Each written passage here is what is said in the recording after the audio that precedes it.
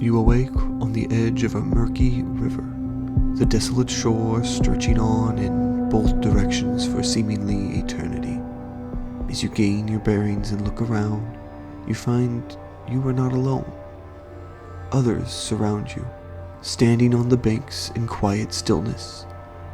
An eerie somberness settles over the area, leaving not even the whispers of those around to reach your ears.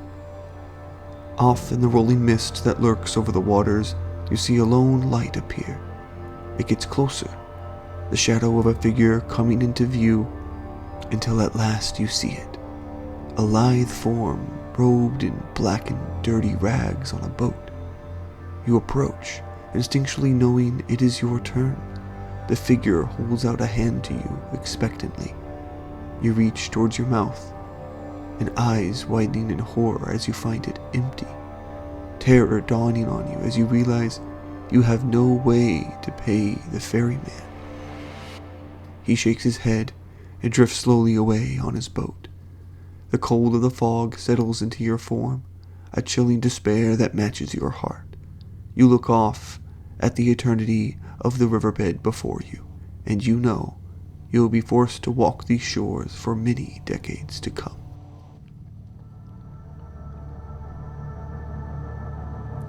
Charon is often depicted as an ancient and primordial figure associated with the Underworld.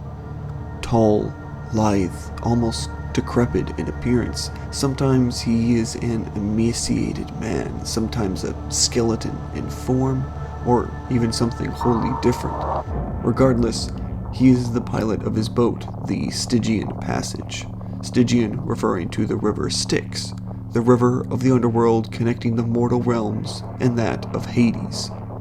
He, and he alone, transitions the dead souls across to the Underworld, and, as any shady businessman will, he demands a payment. Charon's obols, coins placed in or on the mouth of the dead in funeral rites in ancient Greece. These are the currency of the realm here at the River Styx, and the only one that Charon accepts. Dead or living, he cares not, as long as he is paid properly. He is not usually described as having a parentage or conventional origin story like many other mythological beings. Instead, he appears as a timeless and eternal figure whose role as the ferryman of the dead is essential and unchanging. Charon's lack of detailed backstory may reflect a symbolic role in Greek mythology as a personification of the transition from life to death. His presence emphasizes the inevitability of death and the importance of proper rites and rituals in ensuring a peaceful afterlife. He is the quintessential example of a psychopomp in Greek mythology. Psychopomps are the figures of various myths and folklore that are tasked with escorting the souls from the living realm to the afterlife. Typically, they are not judges of these souls, only those that help usher them into their next phase of existence. Egyptian mythology has Anubis, the god associated with mummification and the afterlife in ancient Egyptian religion. He is often depicted as a jackal-headed figure who guides souls to the underworld and presides over the weighing of the heart ceremony. Islamic and Judaic traditions have Azrael, the archangel of death, who transport the souls of the deceased to the afterlife. Azrael is sometimes depicted as compassionate and comforting of the souls of the righteous. Japanese myth has Shinigami, the yokai or spirits of the dead, who invite humans toward death and escort them into the afterlife. They play a role similar to psychopomps in that they guide the souls in Japanese folklore.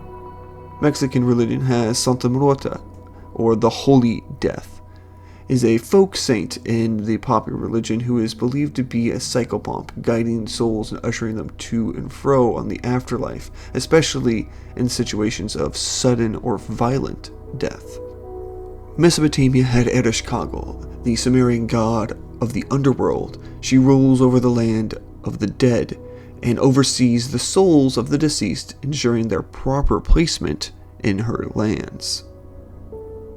So, with all of these examples, what do these psychopomps, and by extension Charon, represent for us as a species? Why are they in our stories and myths so commonly across cultures? And what lesson can we get from their depictions and their prominence?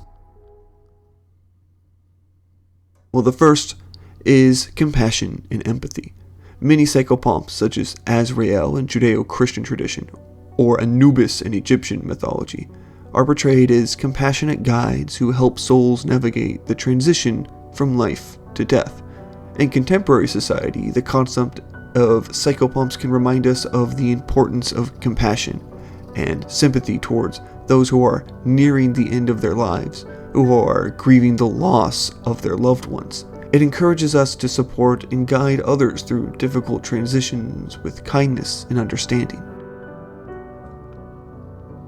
The other is facing mortality with grace. Psychopomps often symbolize acceptance of mortality and the journey into the unknown. In a world where discussions about death and dying are sometimes avoided or feared, the concept of psychopomps encourages us to confront mortality with grace and to consider how we can prepare ourselves and support others emotionally and spiritually during times of loss and transition. Navigating transitions and change, psychopomps guide souls through liminal spaces and transitions. In contemporary society, where rapid technological, social, and environmental changes often leave individuals and even whole communities feeling disoriented or uncertain, the concept of psychopomps can serve as a metaphor for navigating these transitions with resilience and adaptability. It encourages us to seek guidance and support from our cultural, spiritual, and community resources as we navigate the treacherous waters and the personal and societal changes around us. And finally, spiritual and moral lessons. From a moral perspective, the concept of Charon and his obols and other tales can be interpreted as emphasizing the importance of preparing for the afterlife and respecting cultural beliefs around death and burial. It also raises questions about societal values and the treatment of the deceased, highlighting the significance of rituals in honoring the departed. It further highlights the value of each soul, as the cost of transport by Charon is the same regardless of the soul's prestige or their status in the mortal realm. All souls are equal in the afterlife, only to be weighed or judged in their final resting place. So, will you have your obols ready when you die? What do you think of the role of the soul escort in our tales? Let me know down in the comments. And of course, if you enjoyed my video, please leave a like and remember to subscribe if you haven't already. And as always, thank you, listeners.